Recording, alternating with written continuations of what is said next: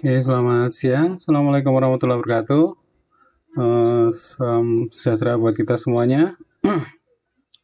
Kita akan masuk ke materi yang berikutnya, yaitu kemarin sudah saya sampaikan di awal terkait dengan apa yang akan kita pelajari di network administration ini. Salah satunya kita akan belajar tentang IP address. Saya bilang IP address yang lebih lanjut ya. Kalau dulu di jaringan komputer kita sudah kenalkan tentang IP address yang mulai dari IP, terus masking, terus implementasinya di dalam jaringan. Nah, kita akan lebih explore lagi pengetahuan yang lebih dalam tentang IP address. Oke, sebelum masuk ke materinya IP address itu, nah IP itu dipakai di internet ya. Yang kita bahas sekarang lebih ke IP yang sifatnya global. Jadi kan ada IP itu kan ada IP lokal, terus ada IP publik. Nah, ya kita coba bahas yang ke IP publik. Jadi kalau kita connect ke internet, teman-teman akses sesuatu di internet itu tidak bisa memastikan atau mengetahui saat ini ya itu siapa yang berada di balik sebuah alamat. Jadi misalkan kita ngakses atau kita ngobrol saja lah lewat sosial media.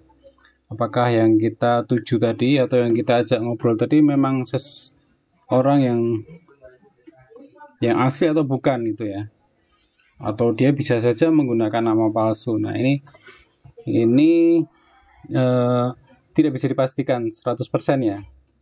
Ya, mungkin dari akunnya kelihatan tapi pada akun-akun baru atau apa tidak bisa dipastikan bahwa itu adalah sesuai dengan identitas aslinya. Nah, terus yang berikutnya bahwa IP address publik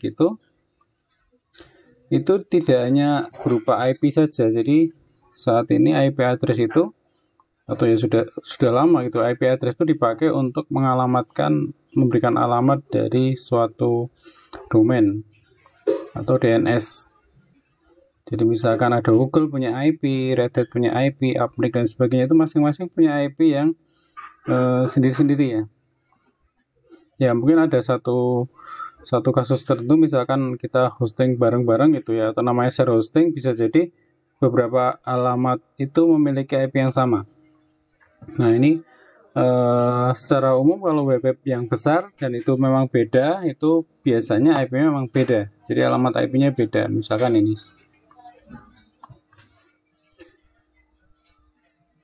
Dan bisa jadi IP yang ada di sini misalkan Google atau Appnik sekarang misalkan ini ya, suatu saat bisa jadi nanti bisa berubah. Jadi alamatnya pun kalau alamat mungkin tetap gitu ya, bisa jadi tetap, tapi bisa jadi kalau misalkan itu karena ini berupa domain, bisa jadi nanti itu hilang juga, bisa jadi kalau tidak diperpanjang. Nah, terus ke sini ya. IP address itu tadi mohon maaf sebentar.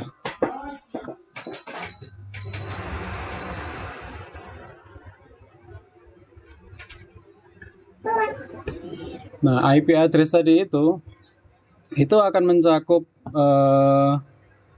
informasi ya yang banyak ya. Salah satunya misalkan ada aturan gitu ya. Alamat IP tadi juga biasanya berupa alamat yang sifatnya hierarkis gitu. Dan yang jelas akan terdaftar. Jadi alamat IP yang publik ya, saya bicara publik ya. IP yang publik tadi itu IP-nya akan terdaftar. Kalau privat atau IP lokal itu bisa dipakai oleh siapapun. Tapi kalau sifatnya itu adalah IP-nya publik, itu akan terdaftar. Atau juga domain ya, domain tadi itu akan terdaftar juga. Misalkan saya contohkan, misalkan whois dari Appnik. Nah, ini akan terdaftar juga. Ini domain siapa gitu ya, IP-nya berapa gitu kalau saat ini terhosting. Ilustrasinya juga secara hierarkis tadi, misalkan kita telepon ya, nomor telepon misalkan nomor telepon Indonesia, kode area Indonesia 62.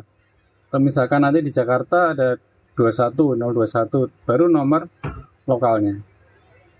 Nah, ini mirip dengan IP ya, meskipun tidak sama ya, saya bilang mirip. Nah, di IP itu kemarin juga kita sudah bahas secara singkat bahwa IP itu ada yang versi 4, ada juga yang versi 6. Nah, ini dari implementasinya kalau yang versi 6 memang eh, mungkin baru sekitar 10 atau 15 tahun yang lalu ya, dan saat ini belum semuanya menggunakan IP versi 6. Cuma nanti IP versi 6 ini dikatakan sebagai IP next generation yang nanti akan lebih banyak digunakan untuk resource yang ada di internet. Ya, tetap bekerja bersama dengan IP versi 4 karena stoknya IP versi 4 itu terbatas, sudah habis ya, sudah mau habis gitu ya, dikatakan mau habis. Terus panjangnya kalau yang versi 4 itu hanya ini ya, kalau ditulis dalam biner desimal seperti ini, kalau dalam bit dia panjangnya 32 bit. Kalau yang versi 6 panjangnya adalah 128 bit. Nah, nanti penulisannya bukan menggunakan angka desimal lagi. Untuk yang IP versi 6 ini sudah menggunakan angka heksa ya. Jadi nanti selain angka ada huruf juga. Huruf A, B, C, D, dan E atau bilangan heksa. Nah, terus yang tidak kalah penting dalam IP itu nanti ada mekanisme routing ya tadi ya. Routing itu kalau di dalam internet nanti ada global routing ya. Ini yang akan mengatur perjalanan dari satu tempat ke tempat lain. Nah, yang mengatur routing itu adalah router. Jadi di dalam router itu ada namanya tabel routing. Jadi misalkan ini ya, nah ini ada tabel, ini ada di tabel ini gitu ya. Sehingga kalau orang luar masuk nanti diarahkan, oh IP-nya ini ada di sini. Gitu. Dan tabel routing itu akan dimiliki oleh router, internet router yang ada di seluruh dunia yang terhubung gitu ya. Dia akan membuat tabel routing dan tabel routing ini saling dipertukarkan. Sehingga misalkan ini adalah routing global gitu ya. Tabel routing ini akan disebarkan ke router-router yang lain secara otomatis menggunakan routing dinamis. Contohnya misalkan BGP. Ini BGP ini menjadi saat ini ya menjadi default routing, default protokol routing yang dipakai router-router yang ada di dunia. Sehingga dari internet nanti akan dirutekan ke router tadi sampai dengan ke IP yang dikehendaki. Jadi kalau misalkan di sini ada 202.102.0, ini artinya ini adalah sebuah network. Jadi misalkan ini adalah networknya yang berisi IP mulai dari 1 sampai ini, kalau /24 berarti IP-nya dari 1 sampai 254. Nah, terus misalnya yang dituju adalah IP 142, maka akan disampaikan ke sini. Nah, kalau yang global routing tadi, ini global routing tadi ada net ini adalah router-routernya.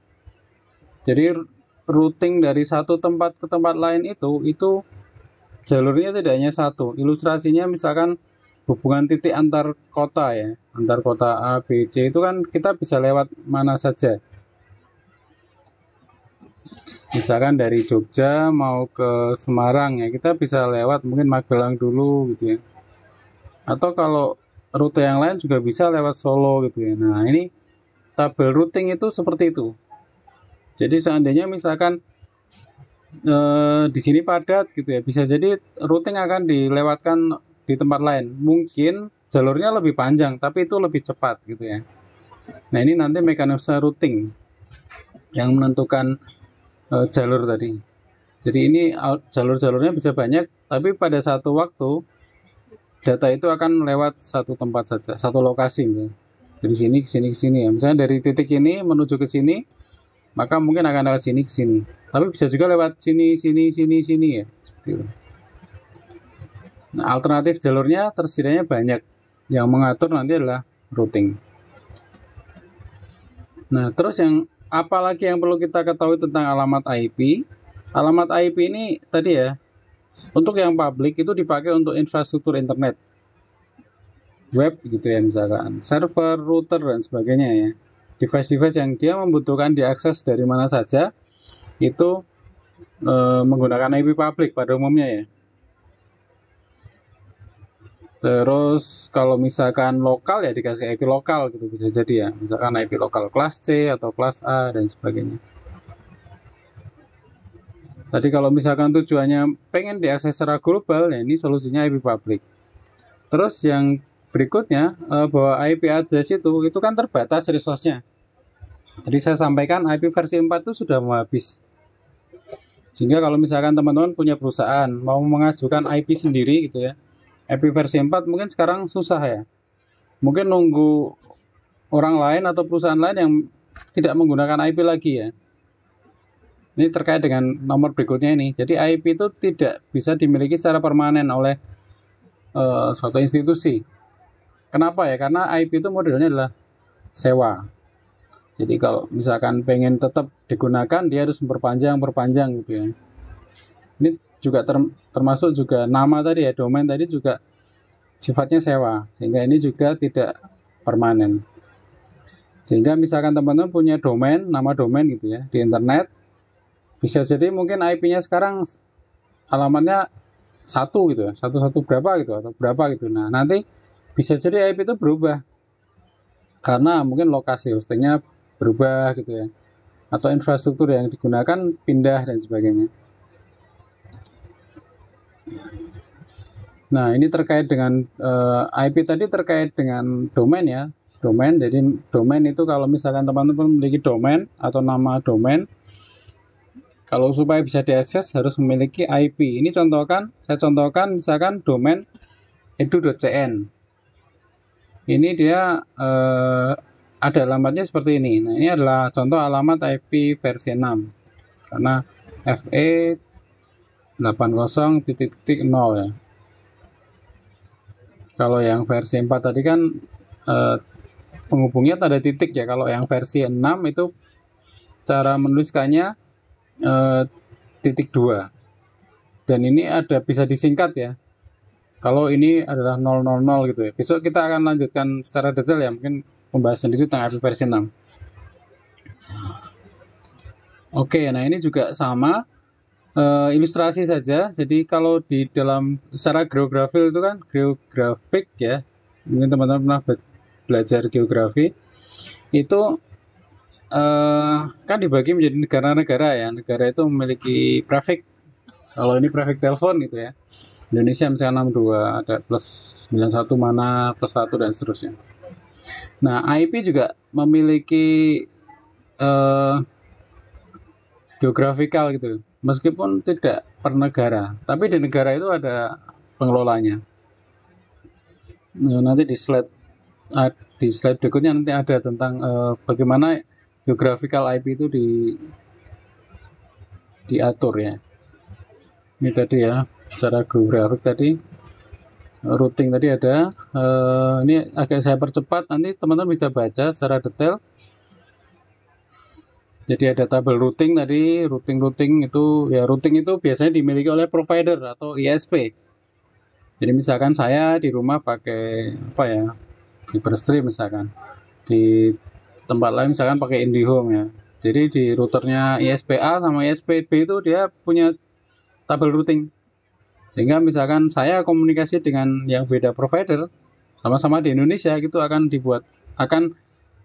bisa komunikasi jalan dengan lancar ya, ada tabel routing yang dibuat. Nah ini terkait dengan peering tadi, bagaimana antara ISP itu saling berkomunikasi ya, bertukar. Idealnya misalkan antara ISP A dan B itu sama-sama di Indonesia, itu pertukaran datanya juga di Indonesia gitu ya. Jadi mereka saling, namanya local peering, peer ya, membuat peer lokal sehingga tidak harus keluar ya ke Singapura atau ke Australia untuk bisa berkomunikasi. Tapi ini dulu pernah terjadi di awal-awal internet masuk Indonesia.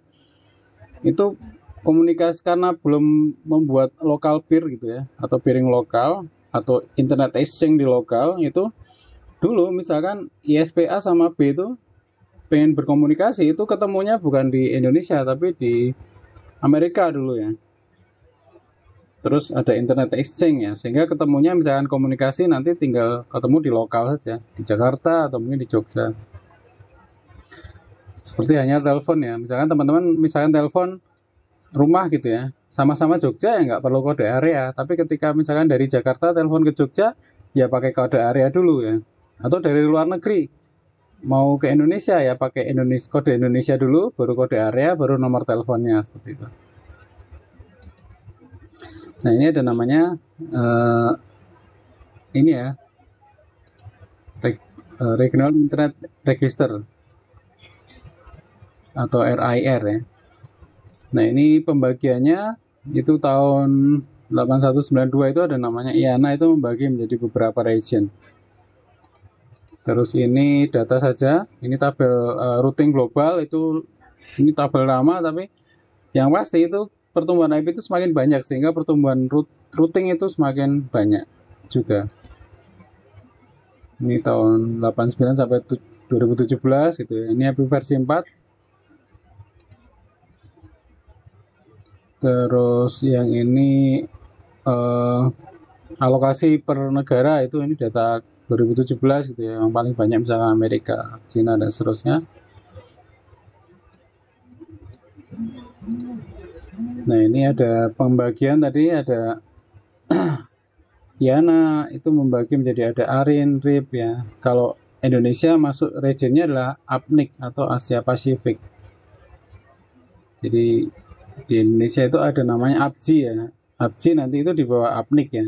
Jadi kalau Indonesia yang pengelola lokalnya itu ya, pengelola IP publik tapi region di Indonesia atau lokal di Indonesia itu APJI ya. Kalau levelnya Asia Pasifik ada namanya APNIC. Kalau globalnya ya IANA ini. Ini ada RIP, ada AFRICNIC, ada APNIC, ARIN dan LACNIC ya. Jadi ya tidak harus satu benua. Misalkan APNIC itu ya Indonesia Asia sama Australia. Oke, ini sifatnya adalah membership, jadi misalkan kayak Mercu Buana itu ya tergabung juga ke APNIC ini melalui APJI ya. Kita punya IP public sendiri juga. Oke, terus sifatnya adalah non-profit ya, ada modelnya adalah keanggotaan. Ini tuh tabel global routing tadi, ini nanti bisa dibaca lagi data-datanya. Terus kita juga bisa lihat namanya whois. Whois itu siapa kamu gitu ya. Siapa kamu itu bisa ngecek karena IP tadi itu terdaftar, kita bisa whois IP ini punya siapa, terdaftar di mana, termasuk juga domain ya, nama ya, nama tadi juga kita bisa whois. Ini domain ini didaftarkan oleh siapa, tapi mungkin tidak akan secara detail ya, tapi atau didaftarkan di mana gitu, IP-nya berapa, kita bisa whois. Oke, ini polisi. Ini ya secara ilustrasi tadi, misalkan IANA itu yang ngikutin standarnya IETF saja, terus ada RIR, ada network, dan ada user yang punya IP.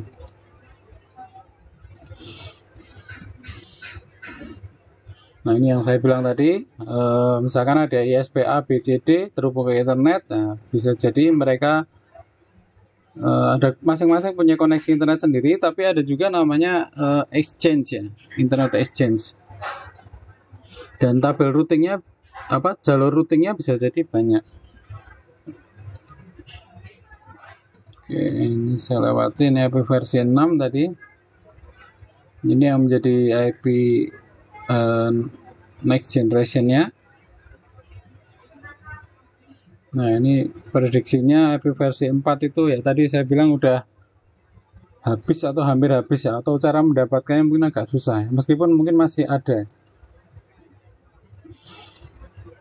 Terus nah ini modelnya NAT gitu ya. NAT itu adalah Network Address Translation. Kalau teman-teman dulu belajar di jaringan komputer itu misalkan sudah pernah melakukan NAT ya, NAT juga di router ya. NAT itu misalkan kita punya IP lokal, nah ketika keluar dari NAT ini yang dibawa keluar identitasnya adalah IP-nya router ya. Misalkan ini di router lagi, yang ke bawah adalah yang terakhir tadi. gitu. Nah, ini konsep NAT itu. NAT problem itu, masalah NAT itu ya orang yang berada di bawah NAT itu tidak bisa dilihat langsung dari internet. Yang bisa dilihat adalah yang setelah NAT ini. Misalkan ini publik ya ini lokal gitu ya. Maka yang di sini nggak bisa terlihat. Meskipun ada mekanisme lain, misalkan dengan port forwarding atau proxy gitu ya, itu bisa melihat sini. Tapi kalau secara langsung nggak bisa. Atau prinsipnya mirip dengan PABX. Misalkan teman-teman ada telepon di rumah gitu ya, atau telepon extension di kantor. Nah, nomor extension di kantor itu tidak keluar, tidak bisa langsung ditelepon dari luar ya, lewat operator dulu misalkan. Baru bisa ke nomor extension lokal. Oke, ini alokasi IP versi 6. Ya, pertumbuhannya saya belum cek data yang baru, tapi saya agak lupa webnya apa, tapi pertumbuhannya semakin banyak ya. Semakin banyak perangkat yang sudah menggunakan IP versi 6. Bahkan itu beberapa provider kemarin saya lihat ada yang sudah menggunakan IP versi 6 di kliennya, di klien. Jadi misalkan teman-teman connect ke GSM, bisa dicek apakah ini versi 4 atau versi 6. Saya agak lupa ya, Telkomsel apa ya, pernah saya cek, oh ini sudah IP versi 6 kliennya. Ya, cuman bagi klien itu mungkin kadang tidak perlu direpotkan dengan itu ya. Yang penting dia connect saja. Nah, ini tadi contohnya ada Apnik yang levelnya Asia Pasifik tadi. Indonesia masuk di sini, beberapa provider besar di Indonesia juga masuk Apnik ya. Dan ada pertemuan membership tahunan ya, biasanya membahas masalah isu-isu IP ini di tingkatan regional ini ya, berarti Asia Pasifik. Terus kita masuk ke ini ya, tadi ada namanya Open EXP atau Internet Exchange ya. Salah satunya kalau di Indonesia yang cukup populer ada ini ya, ada namanya Internet Exchange, Indonesia Internet Exchange dan Open EXP atau Open ada namanya NICE ya, atau Open EXP ini. Ini yang EX ini dikoordinator oleh APJI ya, Asosiasi Penyelenggara Jasa Internet Indonesia. Terus ada juga namanya Open EXP. Ini dikelola oleh sebuah perusahaan IDC. Ini cukup banyak juga, cukup banyak membershipnya. Jadi kalau misalkan banyak membership itu berarti pertukaran datanya banyak di situ gitu ya. Ya keduanya sama ya.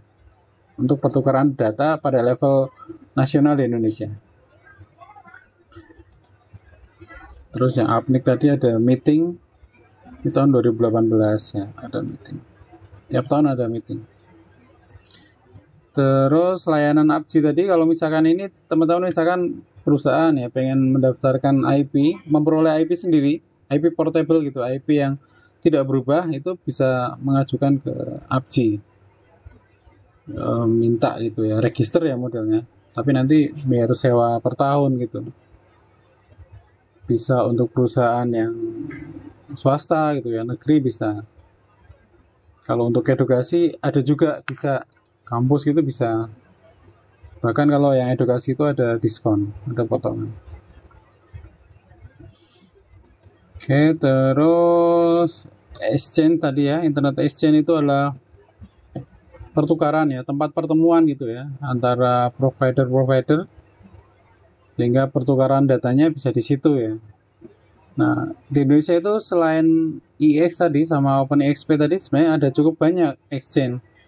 Ini kalau saya lihat ada banyak ya, ada 12 tambah 11, ada sekitar 23 ya. Beberapa ada di Jogja ya, misalkan ini ada di kampus ya, UNJ gitu ya. Kita terhubung juga ke UNJ ini, kampus ini. Ada namanya UNJ Internet Exchange. Ada juga Citra ya, kita juga connect juga ke Citra Internet Exchange. Jadi misalkan sesama provider di Jogja gitu ya, mungkin ketemunya kalau nggak di sini ya. Karena rata-rata provider-provider di Jogja itu sudah connect ke exchange ini ya. Karena menguntungkan gitu ya, menguntungkan itu ya menghemat bandwidth gitu ya. Jadi misalkan ibaratnya kita mau jalan dari Jogja ke Jogja itu nggak perlu ke Jakarta dulu, ya cukup ketemunya di exchange ini.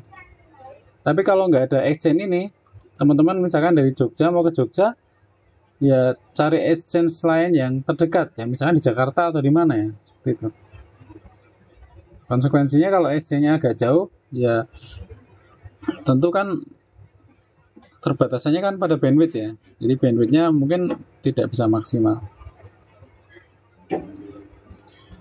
Oke, itu ya sekilas tentang IP. Nanti kalau ada pertanyaan, silakan bisa gunakan chat atau langsung bertanya. Langsung buka mikrofonnya saja.